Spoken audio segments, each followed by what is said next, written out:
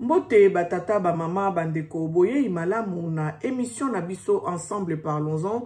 Ensemble parlons-en ezali moko ya bémission o ezali kopesa biso mayele boyebi boanya. Ensemble parlons-en ezali émission polémique te. En tout cas ezali moko ya bémission o ezali kofongola biso miso. Na mokolo lelo nalingi na zongisa lokumu nkembo masanjoli epai ya mokeli ya likolo pe na se oyo tolobi njakomba akongo mongali mpungutu lendo lokombe kombe lolo la senji Mungu wa baraka, Mungu wa mapendo, Mungu wa uwezo bandeko benga kayena kota na yo po ezali nzambe ya keli likolo pe na se. Alors, lelo nalingi na lobali susu, bonne fête de travailleurs, donc bon 1er mai à tous les travailleurs. Et nalingi na zongisa lisusu, merci, hein, napesa merci. Et pa ya bato yo balanda kabiso, yo landa kabiso, mikolo nyonso, en tout cas, tango nyonso toza kotia ba émission na biso, nayebi koloba merci. Hein, merci pour la fidélité na yo tala kabiso au like kaka au partage ka émission. En tout cas na lobby na yo merci.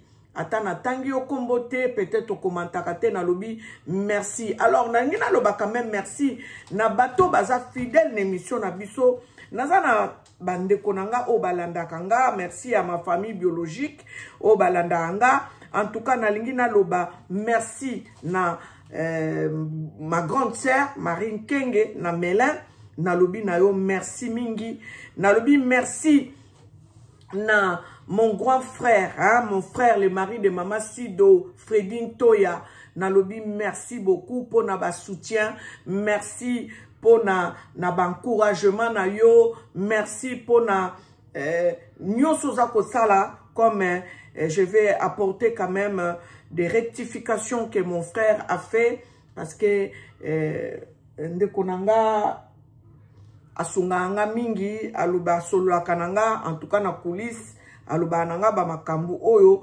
na zo retenir pe na koyeba kopesa bino quelques rectifications ayebi ko sala pour na émission na sala qui dernièrement parce que ça na connaissance nango quand même. Hein? Donc na porter rectification na eloko etali papa dokolo.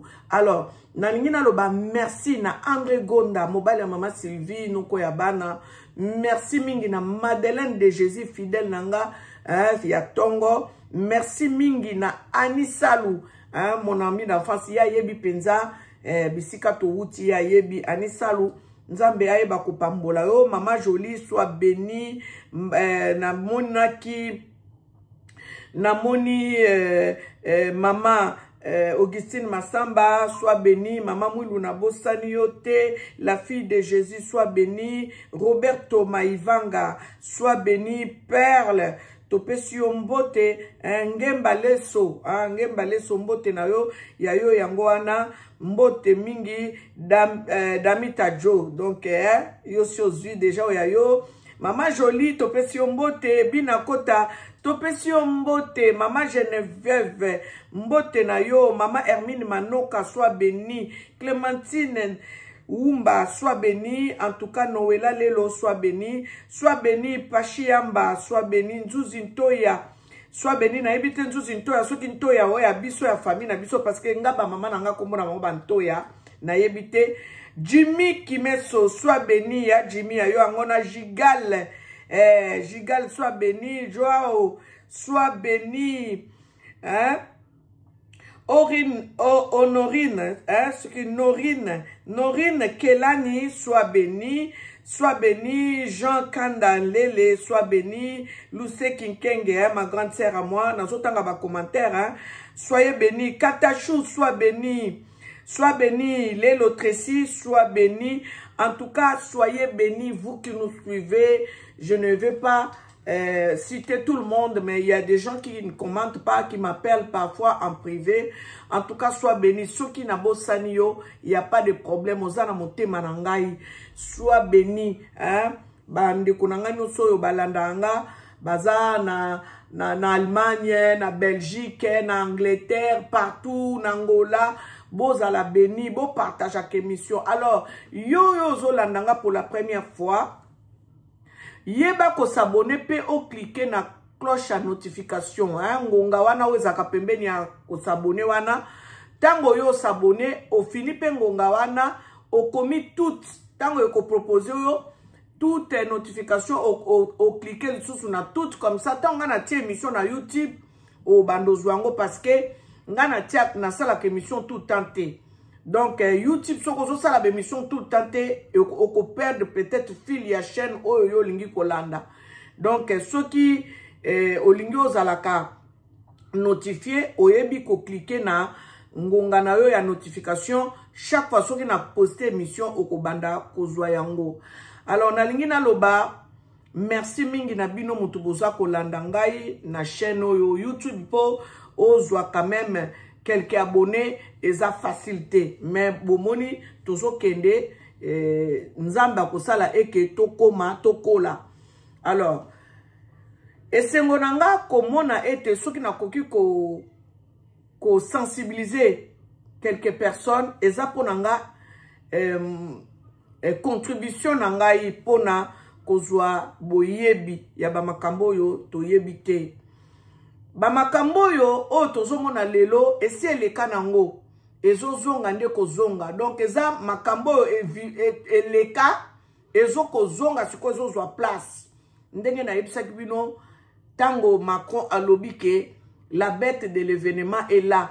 Ne faisons pas allusion na 666 non, la bête de l'événement est là parce que ba yebi ke makambo papa kimbango aloba que mundele akokoma mutu mwindu akokoma mundele ekoko kisama. Ça veut dire que mutu mwindu akoyeba ko récupérer place na ye oyo ye abungisa utaka la banda ba siècle na ba siècle et aujourd'hui mutu mwindu akoma asijeti epai ya mindele. Donc eza nango ya kokamwa te eza bongo ekozala bongo parce que monde ezo tourner boye. Donc ça veut dire que ça n'est cercle moko ya boucle moko donc awa boye pouvoir et tamboli et faut zonga bisika yango e utaki place biso to perdaki bokonzi na biso ki boyaya na biso qui race mère na biso bisika to perdaki yango parce que nous avons tourné le dos à notre créateur. Voilà pourquoi Yeswa yaki po aluka a récupérer biso mais tozala récupérer te brebi perdu di Sahel wana moko wana o bazongela nde biso sikoyo fo to yeba kozonga na kati ya nzela po to yeba ko récupérer o biso to bungisaka wuta kala bandeko bokonzi ya Nzambe ezongela biso bato mwindu. Voyez pourquoi makambo ezo leka na minute yo même na niveau Afrique mindele bayebi yango mindele banda 2000 bayeba yango yango basalaka film bango ba s'exprime mingi na ba film na bango basalaka soki botalaka ba film hollywoodien ba film américain boko comprendre que balobaka makambo nyonso par rapport à ba film na bango o bango basalaka ba événement à venir balobelaka ngo mingi na ba film na bango. Parce que mingi bazabo kitise ba yebi quand même ba secret mususo biso toza ko ignorer. Donc papa kimbango alobaki ke mutu mwindo akozonga mutu mwindo akoma mundele akoma mutu mwindo. Cela ne veut pas dire que biso batu mwindo toko changer po toko mi pembe non. Cela veut dire que toko récupérer toko zoa bokonjo yo to bungisa uta ba siècle na ba siècle. Et biloko wana ba yebi yango sauf biso moko ba africain nde to yebi yango te mais ceux qui sont éveillés les savent et ils ont pris maintenant position.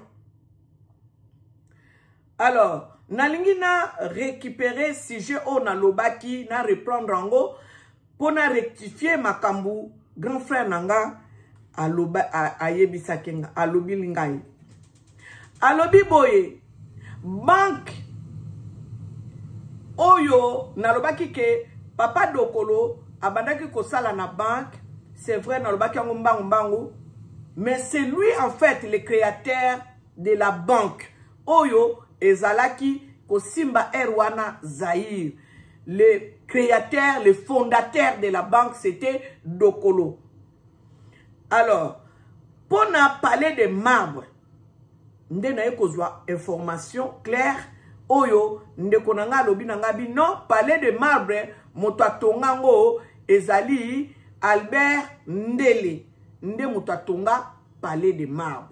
Donc voilà la rectification que je voulais porter à cette émission que j'ai fait la fois passée. Alors, je vais préciser que Syndicat Dokolo, Azalaki, je dirais ceci, Azalaki assassiné. Nazolo Bela deux éléments aujourd'hui. Nazolo Bela deux personnalités aujourd'hui. Donc, hormis Papa Kimbangu. Nazolo Bela Syndicat Dokolo, Nazolo Bela Ibrahim Traoré. Parce que lobby les 30 et Zalaki marche pour naye, pour nako, qui ça montre que nous sommes derrière Ibrahim Traoré. Alors, cette émission que je suis en train de faire, je suis en train de dire que ce sont des émissions, il y a réflexion. Pour Bisso Batumwindu, to réfléchir, to comprendre où est-ce que nous sommes venus, où nous sommes et où est-ce que nous allons. Syndicat Dokolo a eu des soucis. Pourquoi? Parce que abandaki ko lamusa bisope, abandaki ko fongola bisope misu na makambo ebele, yangwana bakendeki ko saboter matériel naye ya plongée sous-marine. Parce que abandaki ko sala la plongée sous-marine. Donc batu bakendeki saboter matériel naye, nde muto azalaka na bitida ko sala ngo mukolango akota na samai azonga lisusu te akufa. Pourquoi? Parce que azalaki na manque d'oxygène. Donc biloko wana nyonso esengeli biso batu mwindu ebanda ko révolter biso parce que mundele alingi te amona moto mwindu afongwami misu, moto mwindu akomi ko landela aluka ayeba vérité. Chaque fois mutu moko a se lever oyo alingi alongola biso na joug, ya ignorance, ya misère, motowana azalaka traqué et pas mindele. C'est pour cela que la Bible nous dit dans le psaume, délivrons-nous de leurs liens, libérons-nous de leurs chaînes, délivrons-nous de leurs jougs. Et ça nango simple. Bato bazana ba lien, bato bazana ba chaîne, bato bazana ba joug. Et zalaka biso.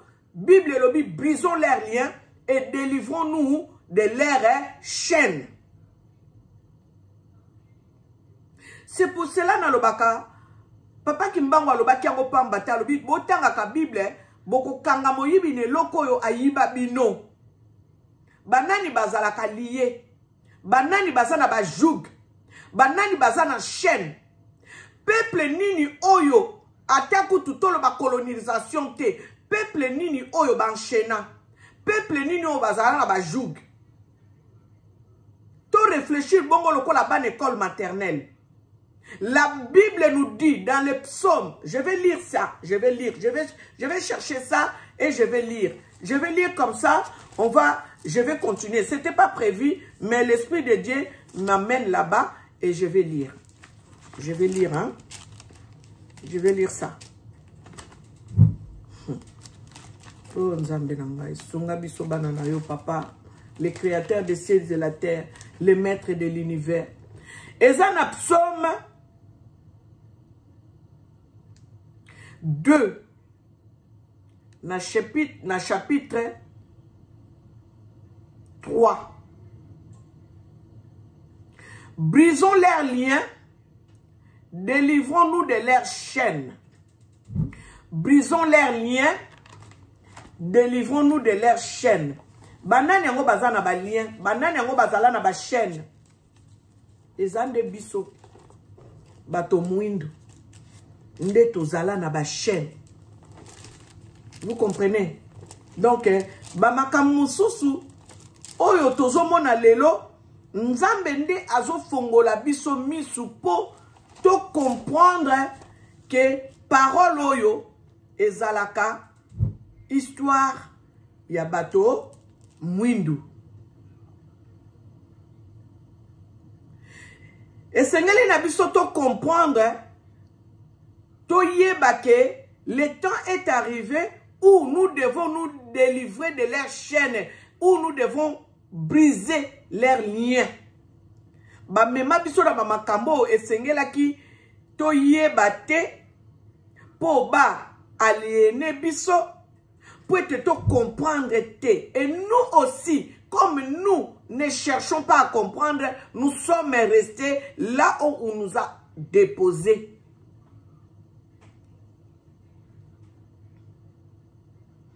Je vais vous montrer un élément. Je vous ai montré dernièrement, là où Syndicat disait, on nous a menti. Et mon frère qui me dit, ce n'est pas seulement ça, mais Syndicat s'est battu pour qu'on puisse récupérer nos œuvres d'art, les statues. Les gens qui sont venus chez nous, on nous a dit que bah œuvre d'art na biso tozaki nango ezalaki kindoki, ezalaki mabe biso pe tozwa biloko wana tobwaka bango ba récupérer ngo ba ye nango na ba misé na bango misé wana avant que de kokota il faut futa okofuta msusu 17 €, okofuta 20 € pour kota na misé wana okende kotala biloko biso o balobaki na biso ke eza maléfique. Nous avons pris, nous avons jeté et ils ont pris, ils ont récupéré et ils ont mis dans leur musée. Et soit même, on ne les a même pas donnés. Ils ont pris des forces. Bazouango des forces. Bazouango na bamboka na biso partout en Afrique. Ils ont ramené ça dans leur musée. Et ils font payer à la population les droits d'entrée pour aller voir tout ce qu'on nous a volé en Afrique. Regardez-moi na mololenge nini oyo ba komisa biso. Et c'est ce qu'aussi moi Zoulou fait. Moi Zoulou se bat pour ça. Que Dieu bénisse moi Zoulou et que Dieu les protège. C'est un jeune panafricain qui se bat pour l'histoire des Africains. Alors, si nous-mêmes les Africains, nous voulons rester en état de l'esclavagisme, nous allons y rester pendant des siècles et des siècles encore. Parce que nous étions déjà restés pendant des siècles et des siècles. Mais là où je vous parle là, où Macron a dit que la bête de l'événement est là, ça veut dire qu'ils savent que leur temps est fini. Papa Simon Kimbangu Kiangani Ankamba dit toujours que on leur avait donné un quart. Un quart, c'était pour eux. Pourquoi? Parce que nous avons désobéi à notre Créateur. Mais les 3 quarts qui est resté, c'est pour nous, les peuples africains. Ça veut dire que c'est pour la race mère. Et les 3 quarts là doivent nous revenir. Mais avant que cela nous revienne, il faut que ce que Papa Kimbangu a dit dans la prophétie magistrale, disant que lorsque les Africains vont, les peuples noirs va acquérir la maturité qui lui a été enlevé depuis des siècles et des siècles. C'est là où nous allons vivre maintenant les 3 quarts.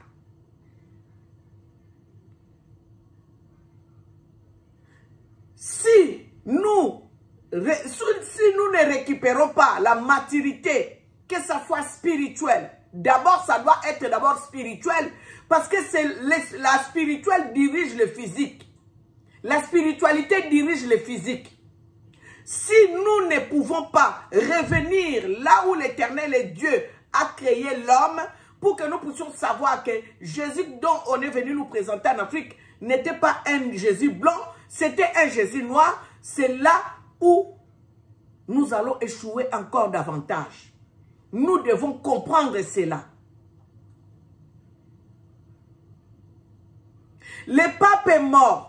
Qu'est-ce qu'on a fait? On a mis Jésus, le Jésus noir, derrière, en fait, devant la dépouille du pape. C'est seulement nous qui ne comprenons pas. Vladimir Poutine, quand ça a chauffé, qu'est-ce qu'il leur a fait? Il a pris les dépliants, il a déplié pour faire voir au monde que Jésus n'était pas blanc. Jésus était noir. Il a dit, si vous continuez à me menacer comme ça, je vais tout déballer. Les secrets humanitaires. Est-ce que c'est Vladimir Poutine de venir nous dire que Jésus n'était pas blanc? C'est nous-mêmes qui devons prêcher comme nous prêchons dans toutes les églises. Comme il y en a aussi des milliers dans un pays, dans un seul pays. Mais quand on parle de Papa Kimbangu, les gens ne veulent pas. Je vais vous montrer un élément et c'est là où je vais pousser encore la réflexion davantage vers l'homme noir. Parce que l'homme noir a dans son sang la trahison. L'homme noir a donc dans son sang comment est-ce que je peux dire ça? Donc, la cupidité.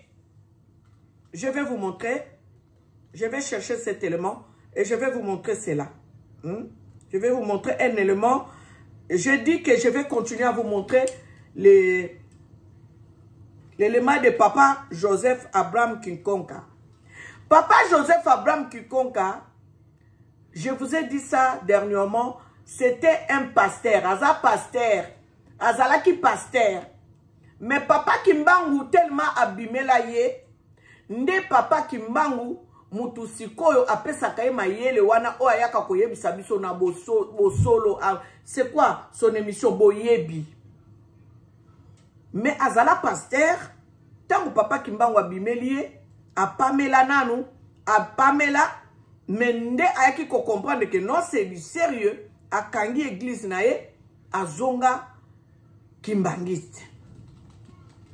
Azaye mon côté, basé belé, mais batumususu, bayo kakasoni koloba. Donc, je vais récupérer l'élément de Papa Abraham Kinkonka. Après, je vais parler de Ibrahim Traoré, l'homme qui fait la fierté de du continent africain.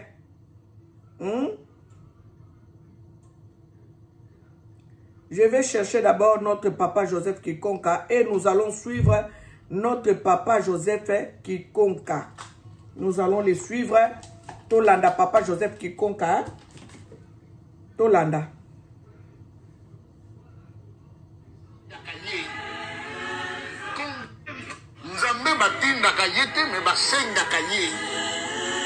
Combien de fois toujours les gars Papa Franck toujours le bako banana ba kontina biso na peuple que celui to lingi mboko yo ebonga ezakimia référence zami balete moko kaka c'est kamba kidi kamba c'est Simon Kimbangu Kendal point barre. Comment se fait-il que c'est la même famille et Bunda pour combien soit indépendance les lots bazar reliés au dernier plan. Je dis on va konti ba kende kenkamba oui c'est bien est-ce que ba kende l'église catholique un protestant va kende quand va kende.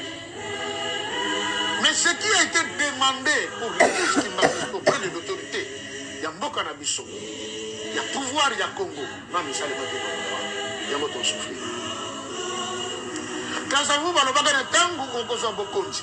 Besoin de drapeau, il y a Congo, il y a Sika, il y a indépendance. Joie drapeau, il y a Congo belge. Tiens, on m'a bien Tango. Quand ça vous ne l'a pas fait. Nzambe, Azalaka Nzamba, va détail. Abisa Abraham. Tumbila ngambeka. Abraham a touché à Zingomba Kati Bamosu. Azul même à Kati Bamosu. Mais tant qu'on a tout terrain là, le bibo. Akatia, Anemuke, Moutou, Kobano Sassangol Sous. Et tu as la Kabongo. Vous avez des ambassadeurs. Ayesi Mouline de place aux Alaki, à Péché Pongi. Abraham Malali. Ma corbeau, ma poisson pire. Ma bandiko, Lia Meka Yanzambo Zalija, Nicoloya, et tout. Zamba Siliki, Moka Tindi Moto. Abraham a souci. Zamba le continue. Le col auto aussi naïti. Est-ce qu'il a ton hôtel? Si, à ton hôtel. Est-ce que tu as une bombe? Assez. A tu as une même? Assez. N'est-ce que tu as quitté? N'a pas besoin de te remettre. À toi aussi. Mais Nzamba le tout si te bon les bokati était. Et il a tellement bien oui. Ta postérité ira en captivité dans un pays étranger pour 4 siècles. Bon, je me demande comment ça va. Vous imaginez ça? Détail, il y a le bouquet. Balobina Tata Savou, joie drapeau tient dans ma belle Niata. Le fait qu'à Niata en beauté, il a laissé la parole de Tata qui m'a en suspens. Tout boyé. Nous avons montré Bakala Limoko. Bato Mangoma Batelengani, Bato Mayele Basuki. Vous voyez, non? Babini et tout Mouyan Zambé. C'est là, c'est que tu commis. Donc, oh, papa, c'est moi qui m'a dit. Il a dit, lui, oh, Badobaka Bissotolo Bakati. Ça, c'est papa. Mais si vous Tikatolo, ma tata ya bino, ma politicien, na ma tata oyo ya biso ya awa na lingomba, ba yokana kali kambuta mboko ekomina maboko na biso. Mais les kambona te lelo e salema na note. Boya to vanda to solola. Soki bino bobungisa mikanda, biso awa to sana. Papa qui le dit. Est-ce que bakendeke? Personne. Dieu ne sait est-ce que le message est combien là bango? Pourquoi pas, Papa Franck? Les messages de Campbell dans le même qui est dans le Vatican chaque jour. Vous voyez à Kinshasa? Vous imaginez? J'ai toujours dit, les choses spirituelles, ou la porte spirituelle, Papa Franck, vous comprenez? Christ a le Bible. Je me tiens à la porte et je frappe. Si quelqu'un entend ma voix et ouvre, j'entrerai. Et moi, mon père, nous viendrons faire notre demeure chez lui. C'est que Christ a libéré la porte, a frappé. Qu'est-ce qui manque à Sibika Poignet pour les portes à côté de la vie? Mazo Senga Yomoko Sanini, au Fungola. Tata Kimbangu Nzambe a lancé un message. Qu'est-ce qu'il attend? C'est le peuple né, va continuer, va y avoir la porte. Pour y avoir à Sala Nabango. Tu as besoin de les portes. Et qu'est-ce que nous voulons qu'il fasse? Et le risque est ça, alors qu'il a mis ce son à quel Kulumbimi, et la Gosson à Kenaï. Le second son à quel Kulumbimi, à Zongi, à Kenaï, tout ce que on n'est pas franc. Est-ce que papa Simon en a tort? Non. Oye, le maman qui a batata la biso, na batata, ya o bazongo kamba biso. Est-ce que va vendre que si kamoko ba bongi ni kambango? Jusque là non. Na la na ki ndeko moko aleki na télé, il quoi télé 50. Azo senga mena tata moko tata moko. Oh nyoso sala wana tika. Kene na kamba, le mona sapato kota na kilongo senga. Soko bimi, o mona makambe ko ya. Mais c'est des réalités, c'est des vérités. Cet homme n'a pas menti à Outipoto, dans l'Andaki. Donc, Papa Franck, dire que Papa Simon n'a pas le problème. N'a pas le problème, c'est pour nous faire les publicités. Nzambe, va défendre Dieu se défend lui-même. Le père de Gédéon a dit ça. N'a pas tout baya, va bêta Gédéon parce qu'il y a qu'on a bango ya mal. Si mal est Dieu, il se défend. Bandeko, na nongwena élément oyo, pasteur oyo bozomona. Azala na ye pasteur ya réveil. Mais papa Kimbangu tellement abîmé la ye à maintes reprises à kanga église na ye na mboka ya Brazzaville aya Congo Kinshasa po asala mosala ya papa Kimbangu. Ba passer la boye aza ye mon côté mais oyo penza alobaka penza asala ango ba émission tout temps na boyebi epai ya Frank Stemai ezalaka pasteur na biso Joseph Abraham Kinkonka. Alors na lakisi bino élément opo na nini pona koloba ete si lelo moto mwindu aza corrompu, moto mwindu aza égoïste, moto mwindu azotala te ke foto kende de l'avant, moto mwindu aza nanu na père ndenge ndeko nanga autolo belanga papa Fredin Toya alobi nanga tellement ba traumatiza ba koko na biso na ba para na biso même ndenge biso tokoma koloba même si lelo ndenge na koma koloba ke Jésus-Christ de Nazareth n'était pas blanc, il était noir malgré que c'est écrit dans la Bible. Mais les gens okomona batu mususu baza ko boudé nango. Makambu papa Kimbangu aloba atika bakimbangise bazo loba eza makambo foto salela yango parce que yango ndeza ko bloquer nation congolaise bisiko bozana ba richesse nyonso etondi bino na mboka bokomona kaka ke batu moko boye ba corrompi moko boye ba égoïste moko boye ba kotelema pona ba banda ko contrecarrer oyo ekoki ko salema oyo ekoki ko mema biso na bosomi na pesa ki bino émission ya Pasteur Nash oyo omoni ba pasteur mususu ba telemeli Pasteur Nash poni ni Pasteur Nash aza kolobela ka makambo etali papa Kimbangu. Même biso ndenge tokoma kolobela makambo papa Kimbangu. Les gens oublient que papa Kimbangu fait partie de l'histoire du Congo. On doit en parler. Donc il faut tout tia ba ego na biso de côté oh naza muto église Songolo, naza muto ministère Songolo. Non. Parler de papa Kimbangu fait partie de l'histoire de la nation congolaise. Alors, ceux qui vont interdire Batou, ou bien balobela papa Kimbangu, balobela basala liso na papa Kimbangu te, tourner regard vers papa Kimbangu te, ça veut dire que vous êtes en train de bloquer déjà la nation. Et c'est ce que papa Abraham Kikonka est en train de parler. Il y a des choses qui ont été faites, il y a des choses qui ont été signées, mais l'homme, comme l'homme est égoïste, voit que son propre intérêt ne veut pas que cette vérité puisse surgir, parce que c'est cette vérité qui va affranchir la nation congolaise. Vous connaîtrez la vérité vous affranchira. Déjà au niveau spirituel, nous sommes déjà emprisonnés, esclaves de ce que l'homme blanc nous a ramené et nous a imposé. Et maintenant, c'est que vous-même, vous avez vécu dans votre nation, vous étouffez cette situation-là, ou cette histoire-là. Comment voulez-vous être épanoui et jouir de tout ce que Dieu vous a donné dans cette terre-là de Congo? Parce que ceux qui nzambe lolo a Fongoli, papa Kimbangu soka Fongoli, bokoloba kaka, nzamba ya Branham, bokoloba nzambe ya ba musulman, c'est ce que vous allez dire, non? C'est ce que nous allons dire dans cette nation-là. Yango bomoni tozo tourner en rond, kosambe le belé, mais ba libération, ba délivrance, épanouissement mouké. Nazo la bino élément ya souka pona boucler likamba papa Joseph Kikonka na kota makamba Ibrahim Traoré tokei na lobe la bino oyo. J'espère que c'est cet élément ici. Depuis l'église Kimbangiste Botami. Boyoka. Et ça l'union sur potentiel indépendance, j'ai expliqué ça ici. Avion Bakendela na Belgique, c'est l'église Kimbangiste qui a loué. Il y a du mbongo papa qui solo kele. Conscient ou foutama na Belgique, et zambongo ya papa de Ngenda. À Longwe, na musala l'état comme secrétaire du gouverneur général. Ba fouté des comptes wana de mbongo ba fouta comme caution ya mboka au Belgique na nazo chaté télé. Aucun politicien n'avait l'argent pour soutenir tout ça. Qu'on fout à l'avocat français, Maître Croquet, qui a plaidé la cause du Congo, Kuna, au niveau de la conférence, il y a une table ronde, ceux qui ont payé Maître Croquet, c'est encore les Kimbanguistes. Ah bon? Mais c'est ça la vérité. Naloba awa papa de ngena tena batata moko misato na mboka nzundu bakena na simanjete bamoni ludusu ampuku batimoni bakuta 3 lingots d'or bateka bafutela babiye awa na kofuta caution. Ceux qui droit et pas y a avocat. Mais tant que Baouti kuna baye, qu'est-ce qu'on en donne à l'église Kimbangiste? Papa n'a le dit tata kangi pou, mais elle a connu à péché moukila. C'est ça la vérité. Herbe Gozonga, pardon, quand ça vous prône le catholicisme. Alors que c'est le catholicisme qui nous a colonisés. Mais Herbe Zongi, il fait le contraire.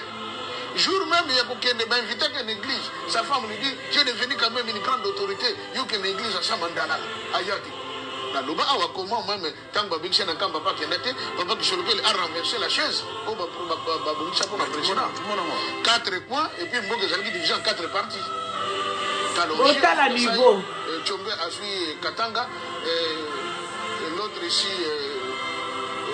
Les Kizenga, à la province orientale, et les pays est en 4 parties, 4 Bakol.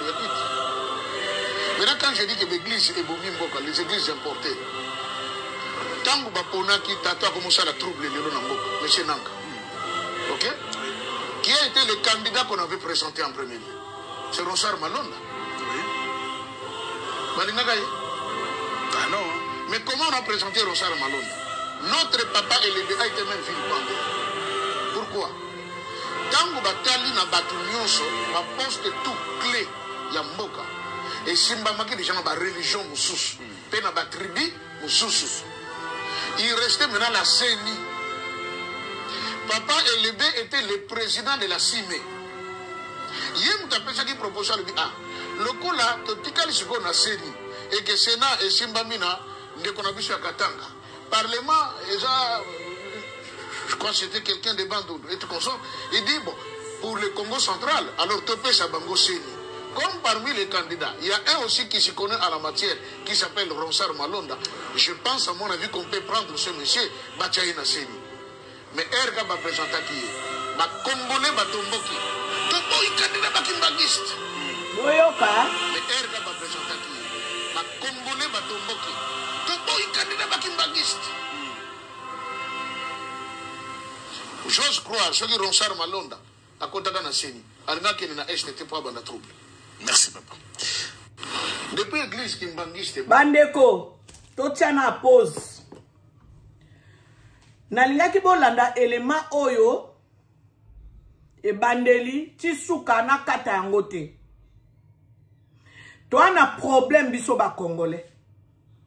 On a vraiment un problème sérieux. Un problème sérieux.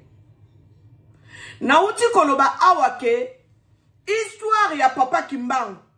Normalement, soki to zalaki ba égoïste te. Un peuple au courant de thé. Ne histoire à papa Kimbangu, batanga rango même na ba école. Ko ba école maternelle, qui non na ba université. Ne photo peut-être à papa Kimbangu ezalaka na ba bureau nyonso fo ezala présenter. Ndenge to présenter ka ba photo ba président na biso kilti so ba yela ka biso na ba nation. Mais l'homme noir est corrompu, l'homme noir est égoïste, l'homme noir est inconscient. Il est encore sous le joug des colons, sous les chaînes de l'esclavagisme. Nde yango bozo mona babilo kwa boye. Poto zwa indépendance, ba Belge ba exigeant, Congo belge, Congo na biso, to futa caution. Alors, mbongo wana, ezalaki gouvernement te mutu abimisa mbongo wana ba homme politique. Papa Joseph Kinkonka lobi yango bazalaki na mbongo te wana. Bato ba futa caution wana, ezalaki ba kimbangiste. Papa qui soloke le papa di Ngenda. Papa qui soloke le mutu afuta mbongo oyo bango bazwaka avion po ba kende nango na Belgique kuna. C'était papa qui soloke le mbongo alobi bien e utaki wapi. Ba kende ki kotimo lango. Donc miraculeusement bazwa ki balengo d'or, bateki balengo d'or bazwi mbongo wana nde et salaki ke bazwa avion po ba kende na Belgique. Caution mutu afutango papa di Ngenda parce que azalaki secrétaire ya gouverneur. Oyo ndeko moko alobaki nanga mama papa di Ngenda azaki na Luala bate ezalaki na Katanga. Y a pas de problème. Mais loko moko ka onga na yebi que mutu akafutaka avocat maître Croquet azaki un avocat français. Mutu présentaka avocat on n'est pas papa di Ngenda président Philbert Youlou ya Brazzaville. Président Philbert Youlou a yebaki pourquoi so sala bongo parce que yemo kopé président Philbert Youlou papa Kimbangu abimela ye azo sokola boy na salle de bain papa Kimbangu abimeli Philbert Youlou sans que porte fongwama makambwana sina lobelango déjà n'émission nanga moko tango porte président Philbert Youlou a moni papa Kimbangu na kati ya salle de bain na ebisika banda ko sokola atuniye ozanani papa Kimbangu a répondre Philbert Youlou nazali mon pépé oyo yo za kopema pour vivre. Je suis le vent qui souffle dans ta vie. Botala niveau. Donc yango nazo ba ke histoire de papa Kimbangu normalement fallait to tanga ngo to yeba ngo to yekola ngo to teaka ngo même kutu na ba mangomba na biso na ba église na biso. Mais ce qui obandi kolobela papa Kimbangu obimi non ingrata obimi perdu. Regardez-moi à quel niveau nous sommes aliénés. Pourtant ça fait partie de notre nation. Comment yo koki koboya soi-disant bobenga ke prophète? Bozo boya prophète na bino nation na bino, mais bolobela ka ba prophète mususu. Caution batu ba futa bango. Ba signer ka mikanda tango tozui libération. Papa Simon Kimbangu ki angani azolo ba na gouvernement, bokende ko luka mikanda. Soki bino bobungisa ya bino ya biso ezali awa na nkamba. Parce que balobaki na papa Kasavubu a prôné religion d'état kimbangiste. Donc faut la religion kimbangiste. Ndenge ba pesaka ye mitindo asalela te. Ndenge to mona kana Algérie ke noko kende na Algérie ke noko lobake religion d'état christianisme. C'est là où nous sommes les esclaves. Dernièrement, je vous ai demandé dans l'émission passée, je vous ai dit regardez seulement que ce soit au niveau spirituel, que ce soit au niveau politique, qui sont les esclaves des autres? Qui ont les jougs des autres? Nous avons des jougs d'autres, je ne sais pas, d'autres nations sur nous. Brisons leurs liens, délivrons-nous de leurs chaînes. Brisons leurs liens, délivrons-nous de leurs chaînes. Vous connaîtrez la vérité et la vérité vous affranchira. Il y a un mur à percer parce qu'il y a une vérité qui est cachée. Papa Koufi bazui Jésus à Moutoumouindou, batie batelemisi kwa ya Jésus à Moutoumouindou devant dépouille ya pape. Bozo fo la misute. Bozo sosolate. Makambo kimbango yaki koloba yangwanati. O bakangela ye. Oyo ba tiaka na prison po ba yeba ke soki ba tikiye biso toko fonga mamisu toko landa bangote toko salela banzambe na bangote.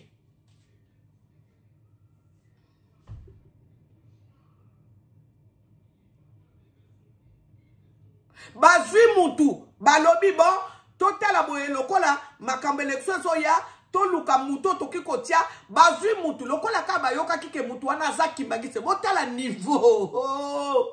Eh, Congolais, yango passer na Chazad a menacé.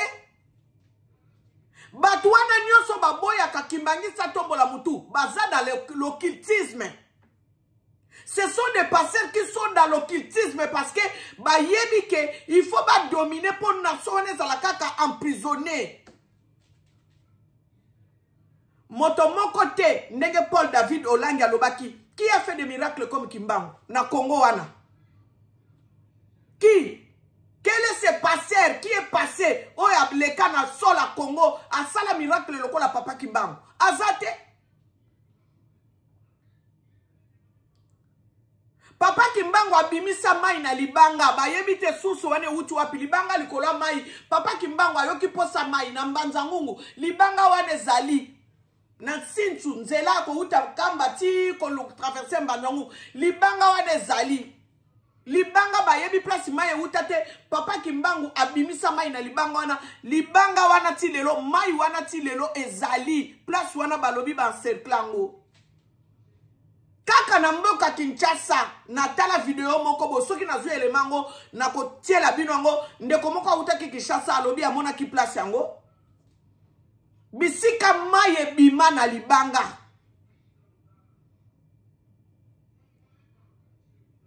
Mai wana elingaka te soki bokoko zwa mai soki ka boswani mai ebebi mai ekomi salite. Papa Kimbangu mutu abimisa mai wana po ayokaka posa mai nde abimisa mai na libanga wana ba miracle wana nyoso toyebia tolobela yango te. Nde bisika kutokende kosala ka ba pèlerinage bobongisi ba site touristique bolobi bon place au papa Kimbangu asala ba miracle yango na lutendele bisika papa Kimbangu atambola likolo amai yango à part papa Masumu de Brenda uto salela e film na tala ki film yango.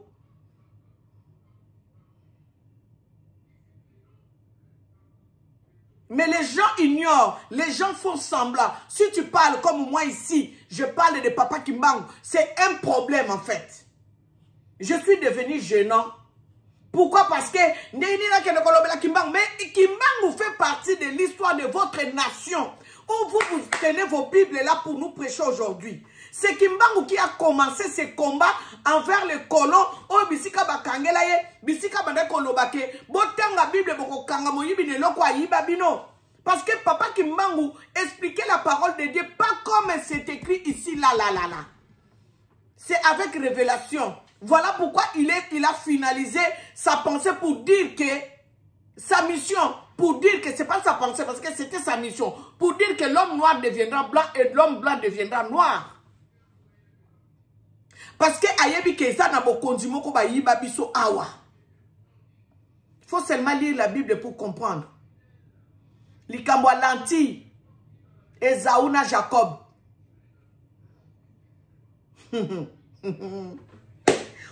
Oh my God.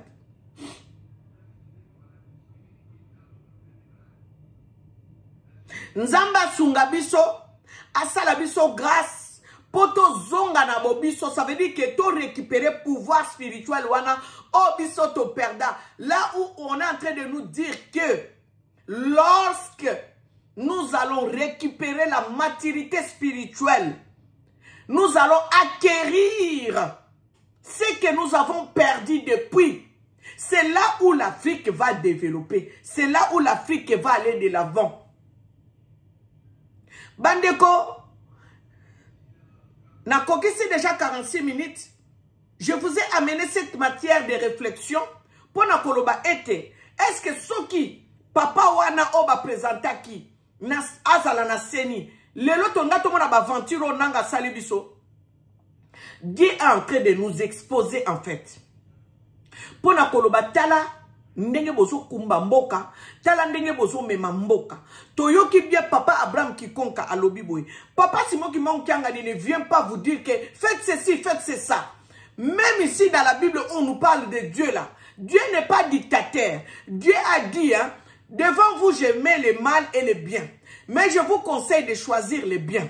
Alors nous on nous a mis là devant la situation de Kimbangis, balobi na biso bazala ba papier moko ba signé depuis indépendance. Et ça na makambo moko faut batia en place o bango ba yokana ki selon ndenge papa Kimbangu apesa ki mitindo. Ba sala ngote kino lelo yango momoni to souffrir. Papa di ngenda loba mukolo kaka boko tia papa na ina place. Ba érosion ekosila na Kinshasa. Papa di ngenda mutalobango. Mukolo boko zwa papa na ye botie na place ba érosion ekosila na Kinshasa bandeko tozonga lisusu bona bobiso ndenge nini mboko etondi ba richesse bandeko boloba ya eza tableau na crayon te mboko etondi ba richesse nyonso ya modèle nyonso ya mai ya forêt oh ya air oh ya mboko etondi ba richesse. Mais bozo vivre na pasi. Bozo mi tout na te. Pourquoi? Et comment m'appelle na Bible? Ba étranger bako ya. Na prophétie magistrale pe ya Kimbangu ezali. Papa Kimbangu alobango. Ba paya bako ya. Ba paya bako se réjouir na richesse na bino. Ba paya.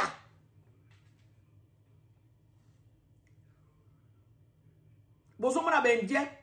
Bozo mona ba chinois, bozo mona ba rwandais, bozo mona ba burundais, bozo mona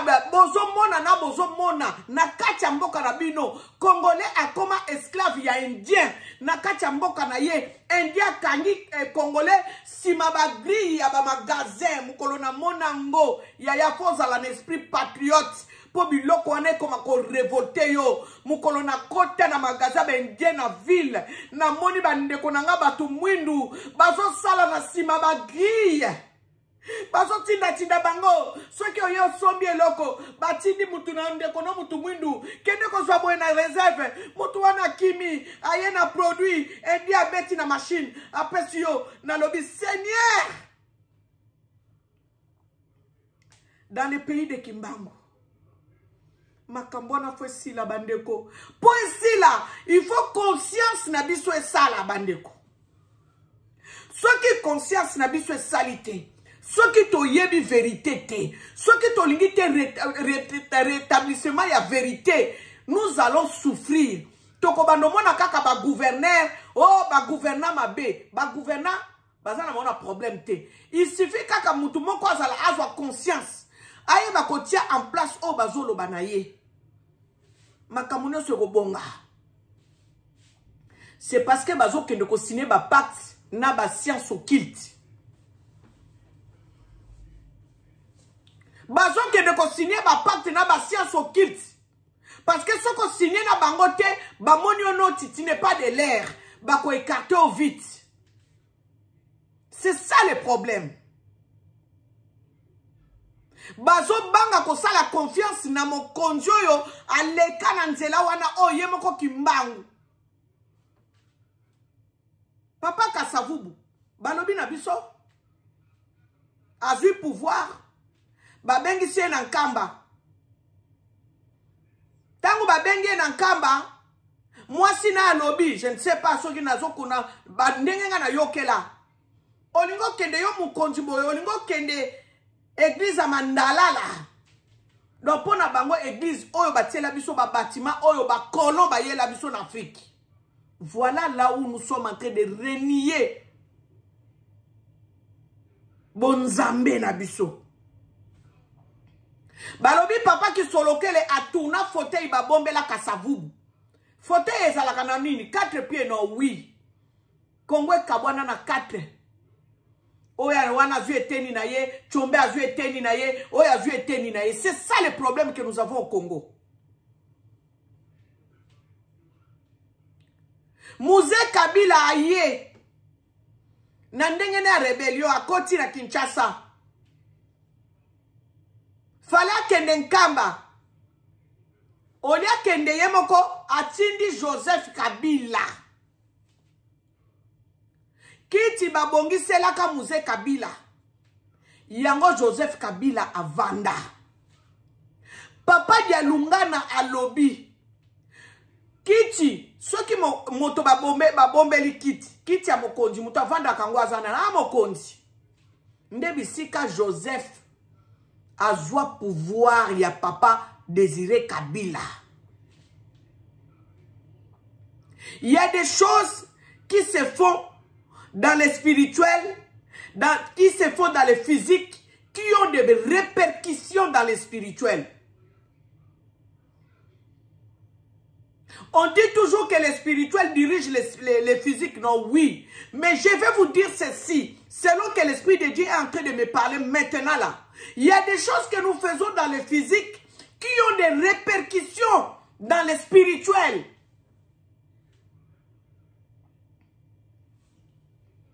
Joseph a eu pouvoir à régner pendant 18 ans.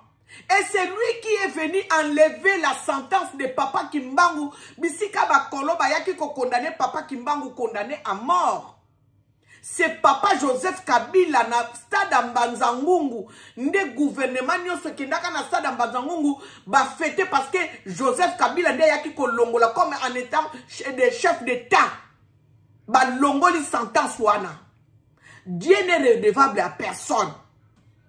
Même Félix Antoine Tshisekedi Ndenga Zawana, bomoni kaka malgré ce qu'il est parti signer dans les ténèbres, bomoni kaka ndenge ayebi ko sala ke a honoré Papa Kimbangu na journée à le 6 avril. Peut-être nzambe ndato sale ngolu kino na mokolo lelo à vivre. Attention, la nation congolaise, c'est le pays de Kimbangu. Nous ne devons pas ignorer cela. Bana même bakoki ko tanga même na classe. Nani yango azana makoki yako nako bandadano na ba miracle o yemo kwa sala. Nani azana makoki yako tambola likolo libanga empreinte ya lokolo etikali. Likolo libanga empreinte ya Papa Kimbangu etikali eza na Lutendele, eza mosika te eza na kati ya Kinshasa, na banlieue reculée ya Kinshasa na Lutendele kuna. Nani yango akoki ko seku sa mutu se kufi banda ça faisait 3 jours muta kufi Papa Kimbangu a seku ici. Eza makambuto e imagination non, famille ya mwasi wana ti lelo ba koko na ye bazali mama Dina. Nani yango azana makoki ya ko révéler écriture na moto moko pe azali non kimbangiste. Makambouane zaka na Bible. Na mukanda Daniel. Oh, Daniel, à mon qui écriture, écrit sur le mur. Ndenge moko pe papa Kimbangu, ayaki ko révélé na papa Wabeladio, écriture mandombe, namir, motoza non kimbangiste. Qui peut le faire? Alors, si nous voulons parler de Kimbangu, laissez-nous parler de Kimbangu, yaya. Soko boy na yo boya. Soki pe olingo boya nga, parce que nga nazana besoin te na tikala. Na sa joug. Somme des aponanga. Brisons leurs liens, délivrons-nous de leurs chaînes. Je ne veux pas être lié spirituellement. Je ne veux pas être lié mentalement. Je ne veux plus être lié physiquement. Et voilà, Papa Kimbangu dira que vous aurez votre indépendance spirituelle, vous aurez votre indépendance scientifique et vous aurez votre indépendance politique. La première indépendance ne sera pas une indépendance à 100%, ça sera un semblant de l'indépendance. C'est ce que Papa Kimbangu a dit. Comment les choses que Papa Kimbangu a dit depuis sont en train de se faire jusqu'à aujourd'hui. Nous sommes en train de les vivre. Quelle est cette personne?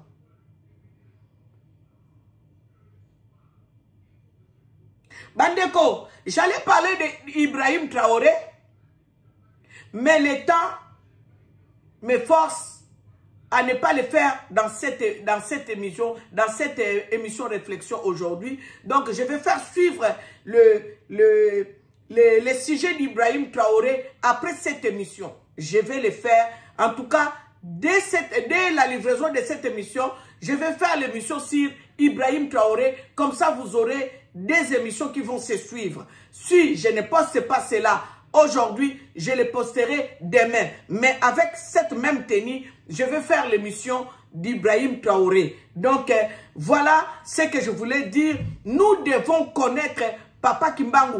Papa Kimbangu n'est pas n'importe qui. Papa Kimbangu n'est pas ce prophète-là que vous dites. Eh, Zaki prophète. Bah, on dit, oh, Seigneur. Seigneur, ouvre les yeux de tes enfants. Enlève les écailles. Enlève le voile qui couvre notre intelligence. Longola biso voile wane kanga kamayele na biso boyebi na biso papa longola yango. Basali na nzambe oya yo ya solo yo pona. Bayeba yo ozali nani. Batika komema biso na semblant ya lumière. Ba mema biso na vraie lumière. Oezali yo moko mokeli ya likolo na sempungu tulendo a Congo mungali nzakomba. Bien aimé, le Congo, les problèmes du Congo, eza nango kutuka kamindelete. Eza biso moko pe ba congolais. Les problèmes du Congo n'est pas seulement oh les colons, oh les occidentaux, c'est nous-mêmes d'abord les Congolais.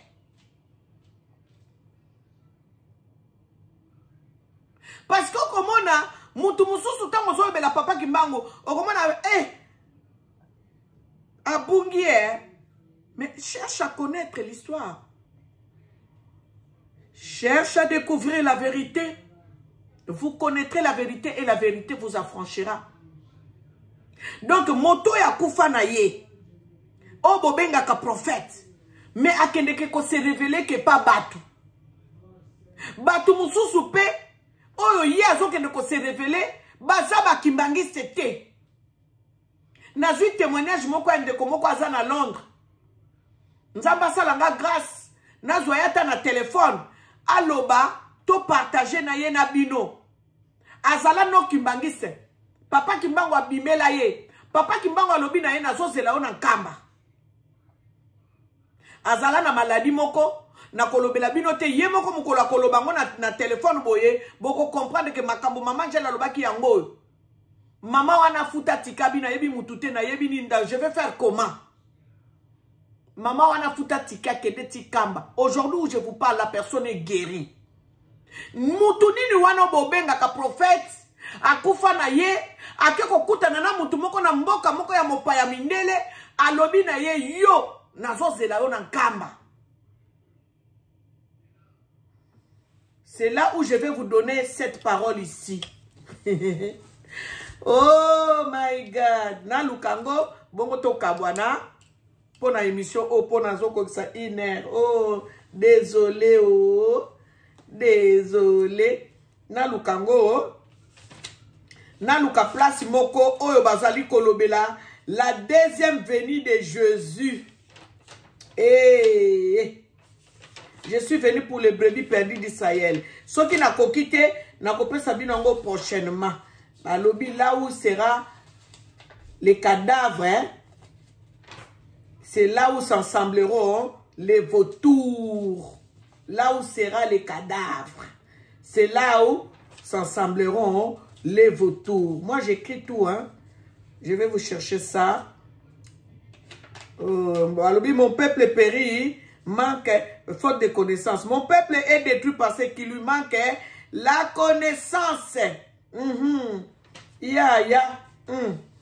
Parce que tu as la connaissance, c'était. Voilà pourquoi nous sommes détruits. Balobi, dans Luc 17:37, les disciples lui dirent, où sera ce Seigneur? Et il répondit, où sera le corps? Là, ils s'assembleront les vautours. Donc, corps, là où sera les cadavres, des places wana, bino mokokende kokokutanaka na Yesu Masia. Parce que tozolobi lisusu Yesu Masia, azala moto mwindu, azala mundelete. Et comment na mukanda apocalypse, okoko tanga na apocalypse 1, okoko tanga na apocalypse 4, bokende komona bazo décrit Yesu, azala na cheveux bouclés, azala na miso rouge, azala mungongo makasi mundela loba makasi te, azalaka na bapie en bronze. Donc nyoso wana bazo décrit biso Yesu Masia. Mais yo moko te akalilo banakati nzambe, ndako nzambe, ozo talisa biso Yesu Masia mundele, na lotaki Yesu na suki ya milai. Non, balobi cheveux ne zala ki bouclé. Sukota la confusion. Neti batumusuka koma koya na lota ki papa diangenda na enfer. Yo, mama feza évangéliste akufa alamuka zonga yela biso azongela biso alobi hey na ke kuna pona leka mutu na kutana na papa diangenda pona leka kuna pona kota papa diangenda yango papa diangenda bandako loba de son vivant tokokutana na tumpa. Tumpa ezali bifurcation. Ça veut dire que banzelo ekeboy. Bokuta ewana. Na point wana aloba bokuta ewana. C'est ça le problème. Totanga Bible. Cheveux bouclés comme de la laine. Ce sont comme mes cheveux à moi là. Miso à rouge. Le la miso ya biso batu mwindo niko tomona bato bazwa moi ya Sénégal ya Mali. Ya Djibouti. Ba moywana.